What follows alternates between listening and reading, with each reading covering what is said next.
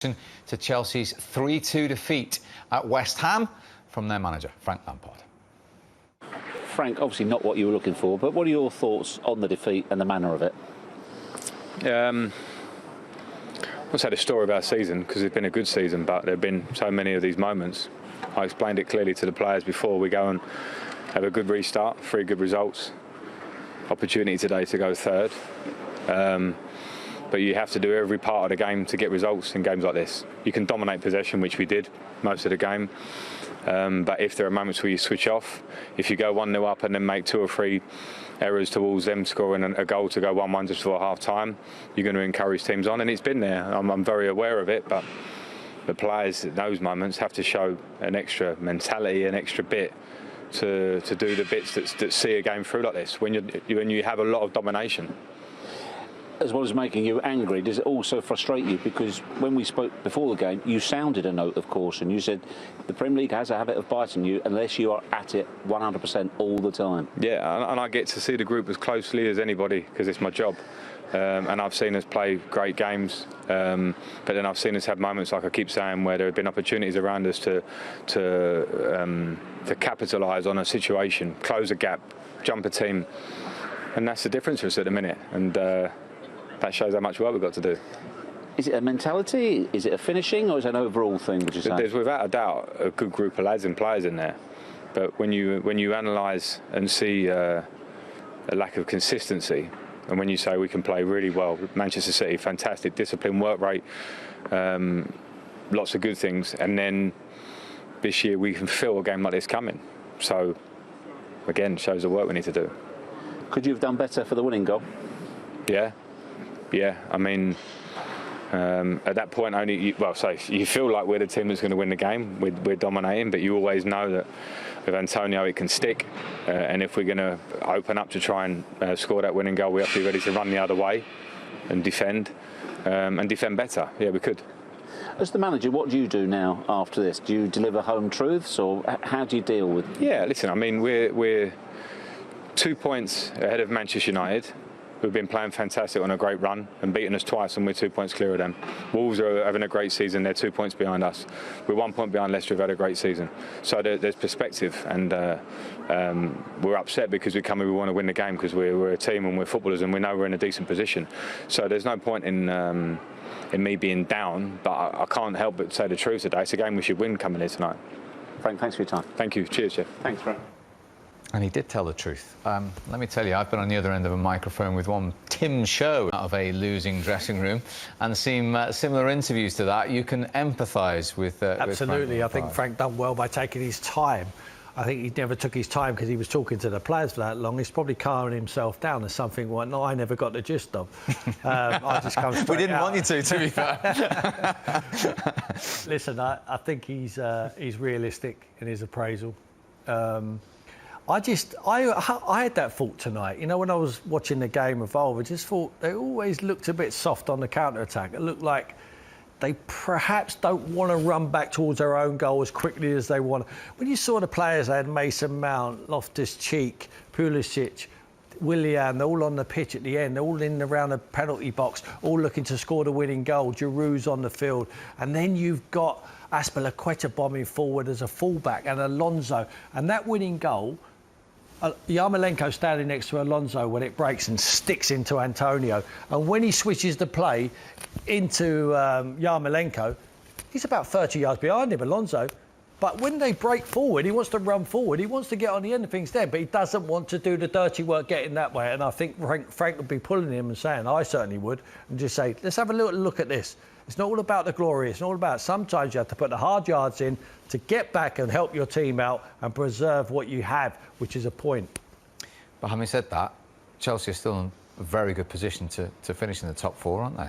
Yeah, and Frank used the word perspective, and that's what, you know, once all the dust has settled, he'll sit down and he'll think, we've had a good season so far. But it'll count for nothing if they end up coming 6th in the league or something. They've got to finish the job off now. They've had a good season. It looks as if the future is bright for them as well, with the signings they're going to make and some of the young players getting better and better. But there's no time like the present, and they've got to capitalise on a good season by getting into that top 4. They can't trip up now at the final hurdle. to the other end of the table, where Bournemouth... Mikel, it was action-packed, it was incident-packed. Can you put into words the manner of that victory and what it means? Oh, it is massive. Like, there's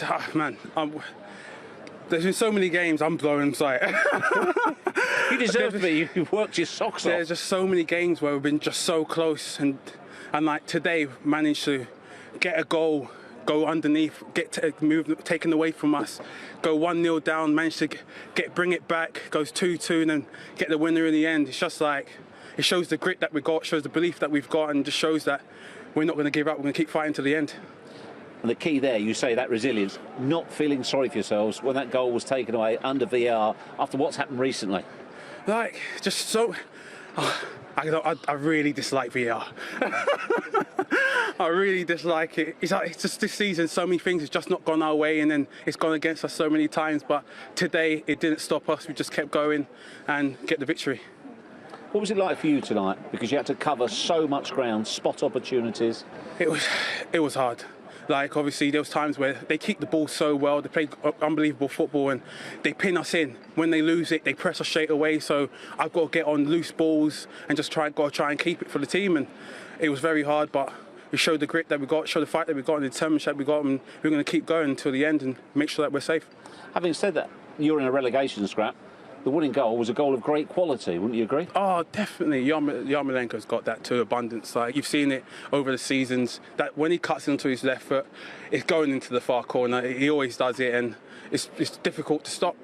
And like, it shows the squad that we have, and it shows that we shouldn't be in the situation that we are, but we are, and we need to get ourselves out of it. As well as the points it gives you, what else does tonight give you? It gives us that confidence, gives us that belief. Not the fact that we've won the game, it's the fact that we went down. We got a goal taken away from us, and we've managed to get back in. And like, Chelsea's a quality team. They're fighting for Champions League, the squad that they have and everything they have. So if we can do it against them, we can do it against anybody. You can probably smile about it now, but were you asking Martin Atkinson why the goal was potentially being ruled out? Are you any the wiser as to why you were ruled out? Why it was ruled out? I don't really understand, because Kovacic, he's flicked the ball, and then I've gone for it. So I don't really understand. But as I understand it, it was ruled out because you were in the line of the goalkeeper's position, and your head was in an offside position.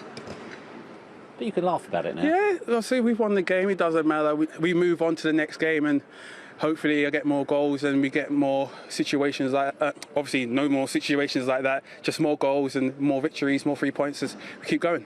Fabulous stuff. Well played tonight. Thank you. Thanks for having me. Well, if you were left in any doubt what it means to West Ham, Mikel Antonio has portrayed it beautifully there. Well, some people say footballers don't care, but you can see in his reaction there how good it was. I mean, he couldn't stop smiling. I remember your post-match interviews were just like that. Yeah, I mean, the excitement of winning, of scoring in his case, of getting 3 points and giving yourself breathing space. I mean, going into a training ground, fans see footballers go into a pitch and they see them in a big stadium and they think that's all they do. But every single day they're walking into that training ground with all their mates around, and if you get beat and you get beat and you get beat, it's so depressing going into work when everything feels as if it's going against you. So they can bounce into training tomorrow. They've almost put a decent gap, because it's not just 3 points, their goal difference. So it's almost like they're 4 points clear now of that relegation zone. Huge win for them. He used the word resilience there. I mean, they showed bags of character tonight, as I say, going behind, and as he said, another VAR decision going against them. Yeah, they never looked like they were going to buckle to me tonight. From the word go, I think they were well organised, stuck to the game plan, had a little bit more of attacking intent, got forward and supported him a lot more, made positive changes off the bench, Moisey did, which I was very pleased about, and actually tried to get something from that game today. Even when it went behind, they had belief that set pieces could always be a danger. That is a game where, for me, a 3-2 game, it's just a travesty that the fans have not been in that stadium to watch tonight. It's been a really difficult transition from Upton Park to the Olympic Stadium. But if they were in there to see games like that soon, that stadium could be something to love, like Upton Park. Got a long way to go, but that would help. It certainly will. OK, let's talk to someone I know he'll be smiling tonight, the former West Ham striker, Tony Cottee, who joins. There you go, you see right on cue. Good to see you, Tony. Big smile. What a boost that is for your former club. Good evening, chaps. Yeah, what a win. I've just been screaming and shouting my head off watching the telly. Fantastic win. I'm really, really pleased for David Moyes and the boys.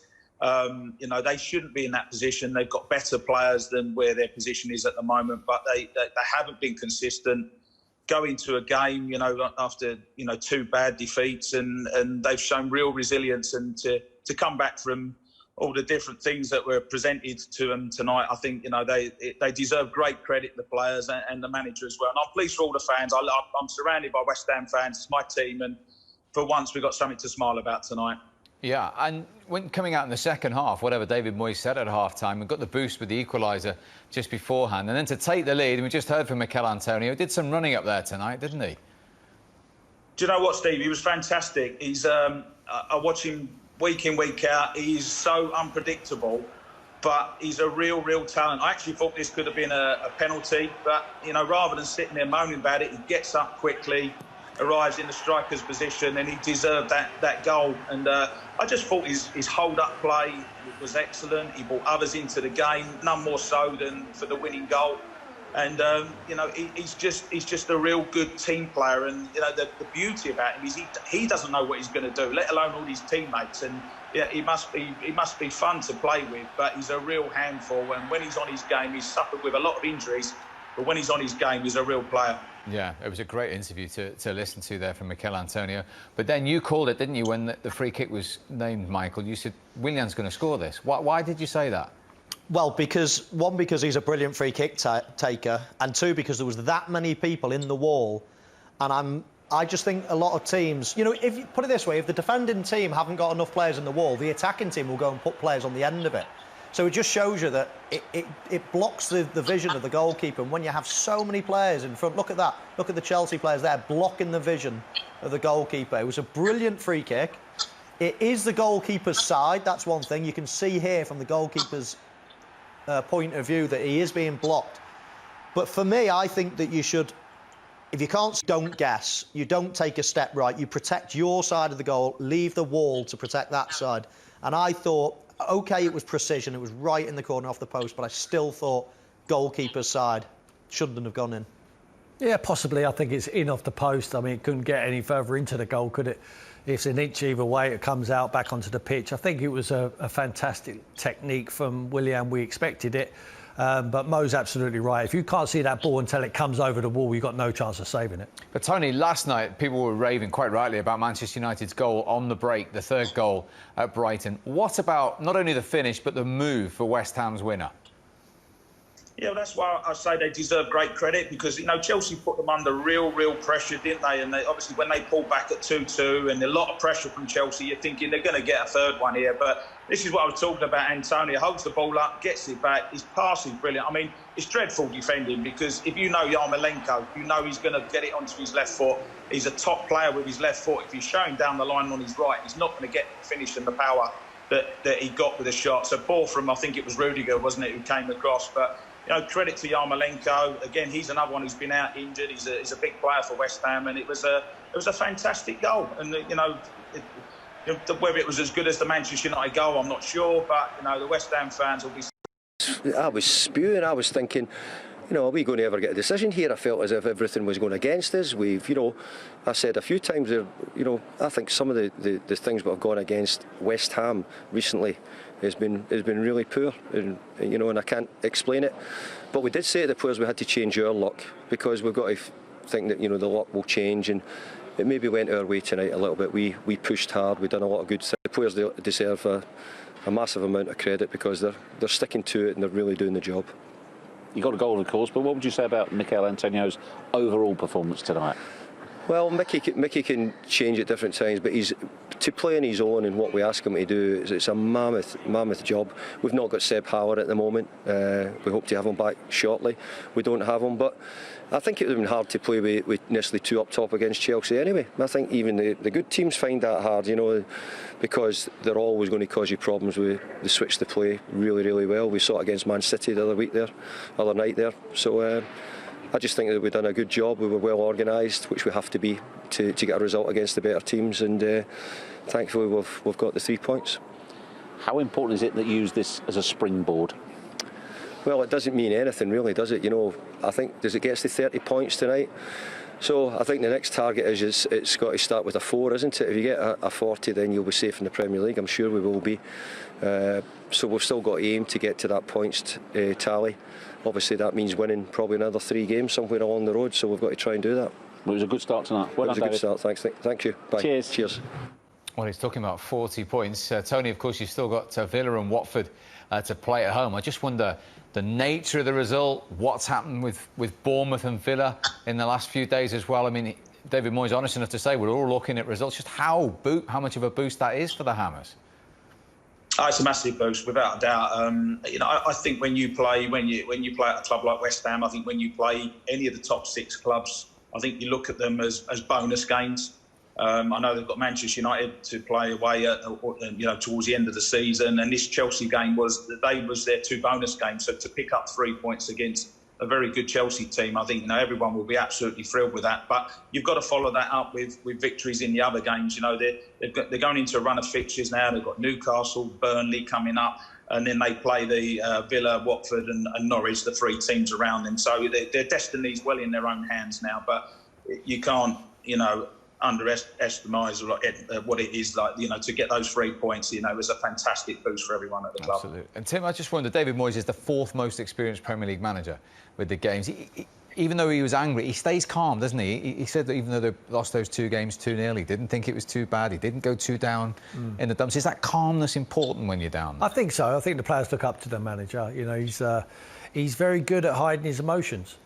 Even there, he's delighted. He wants to do handstands, backflips and all that doing that interview, but he doesn't. He makes out he's very disappointed in the end, and he's still got a lot of work to do. But really, he wants to run around that pitch with his arms in the air about 20 times. That's what I would do, and that's what you've got to learn from, unfortunately. As a manager, you have to be like David Moyes. You have to keep a level head, and that's what he does. I mean, he's a dour person, isn't he? In the nicest possible way. That's the way he wants to everyone to perceive him as the man who's in control all of the time. And I believe he is. I think he is in control. He certainly got the players listening to him tonight. He was well organised. He carried a threat. He's got Antonio believing that he's a real menace up the top of the field. And they got what they deserve tonight. And you're absolutely right. I think he's a level-headed guy. And why wouldn't you be? You've managed so many football matches. He's seen it all before. And he said he was spewing in that first half, which was certainly eventful, Michael, wasn't it? Yeah, you can understand why he was upset about the goal. But listen, everybody was unanimous about bringing VAR in. We're going over old ground and away. And it's for close decisions a lot of the time. And the decision was the correct one. When we slowed it down, when we drew the lines, we could all see that there was an offside, an infringement, Antonio, between the goalkeeper and the goal scorer. So, we had Dermot Gallagher on. He thought it was offside. So I think we've just got to go with it. As much as it's frustrating for the manager, to whom it affects, I think it's just a fair result. And the best thing about them, they didn't pity themselves. They didn't, feel sorry for themselves. They actually rolled their socks up and thought, no, we're still going to do it, and produced a brilliant performance. But don't forget, this is a really good West Ham team with a lot of very good players. A lot of investment has gone into this team. I mean, Yarmo performance. But don't forget, this is a really good West Ham team with a lot of Lenko coming off the bench. We're looking at other relegation zone teams at the moment. They've got nothing like the quality of West Ham. So, really, it's they shouldn't be in that position. Everyone knows they shouldn't be in that position, but better late than never, as they say. Yeah, and having conceded the penalty, which you thought was a terrific feat initially to deceive the... It's a nailed-on penalty. When that ball comes into Pulisic, his sharp feet, Diop has no answer to it. He just shifts it, and he just dangles his leg and he takes a ride on top of it. He's got every right to take the leg, but it's this sharp feet here and the change of direction from Pulisic, which is fantastic. And when he puts that ball on the spot, you just know William is going to put it into the corner of the net.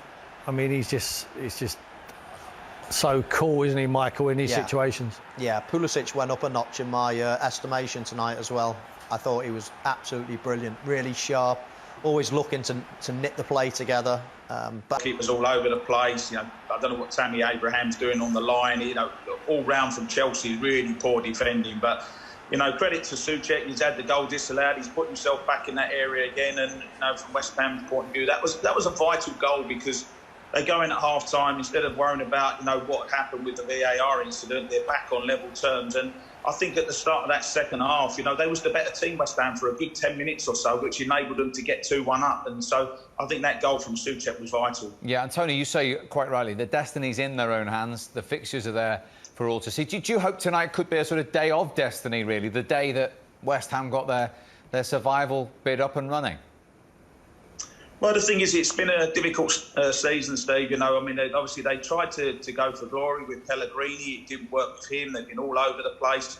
And they brought back the man that really they should have given the job to in the first place, which was Davy Moyes. And he's just trying to steady the ship. The boys have touched on it in the studio. They've got good players at West Ham. They shouldn't be in this position. But they've now given themselves, you can see the league table now, they've given themselves a real good opportunity to get out of the mess that they created themselves. They've got their destiny in their own hands. All the other teams around them, none of them are picking up points. So they've got to go to Newcastle, which is a tough place to go to, and it's hard to get a result up there. But they can go there full of confidence now. And if they play like they did against Chelsea, particularly on the break with Antonio, they will cause Newcastle all sorts of problems at the weekend. Big night for West Ham. Tony, terrific to talk to you again. Thank you very much indeed.